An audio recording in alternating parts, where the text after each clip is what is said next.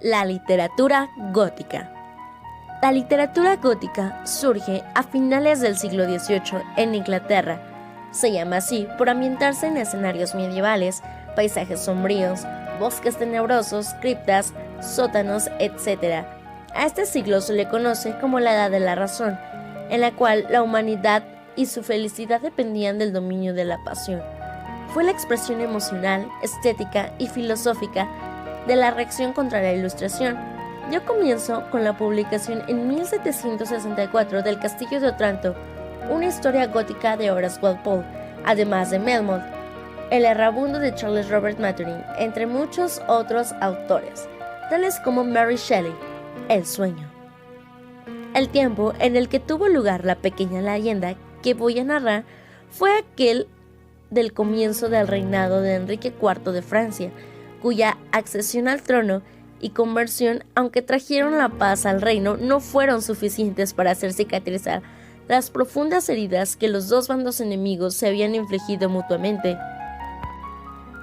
Feudos privados y el vivo recuerdo de afrentas mortales subsistían entre aquellos que ahora parecían unidos, y no era infrecuentemente que las manos que se apretaban en lo que parecía un saludo amistoso involuntariamente aferrasen en el momento de separarse la empuñadura del estilete, como si se tratase de un portavoz más adecuado de sus pasiones que las palabras corteses que habían acabado de pronunciar sus labios. Muchos de los católicos más acérrimos se retiraron a las distintas provincias de las que provenían, y mientras ocultaban en soledad su resentimiento, no con menor avidez aguardaban el día en que pudieran manifestarlo abiertamente. En un castillo fortificado, construido en una escarpada colina sobre el río de Loire, no lejos de las ciudades de Nantes, había la última descendiente de su linaje y heredera, una condesa. Era una joven que había pasado el año anterior en completa soledad en su apartada morada, y el luto que lucía por su padre y sus dos hermanos, víctimas de las guerras civiles. Era la apropiación de la razón por la que no formaba parte de la vida de la corte, participando de sus celebraciones.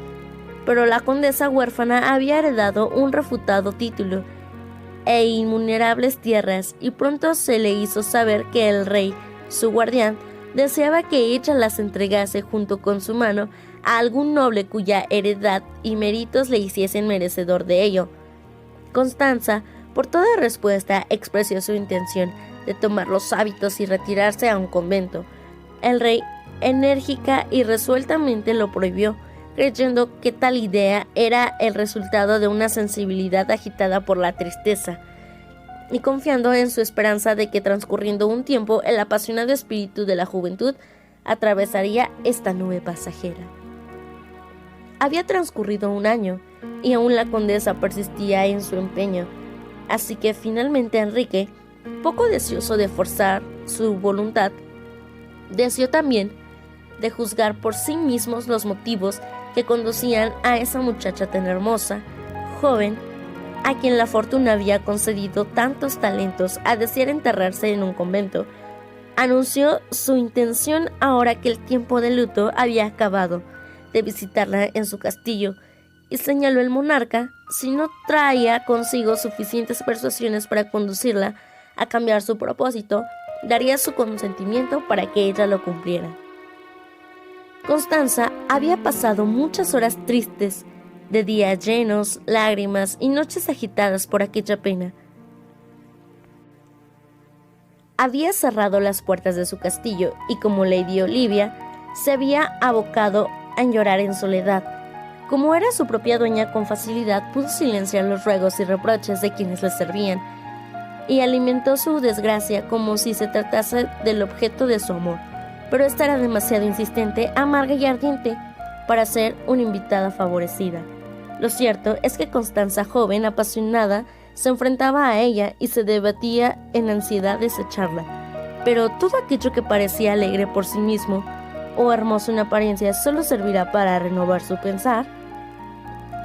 Ven y descúbrelo en El sueño de Mary Shelley.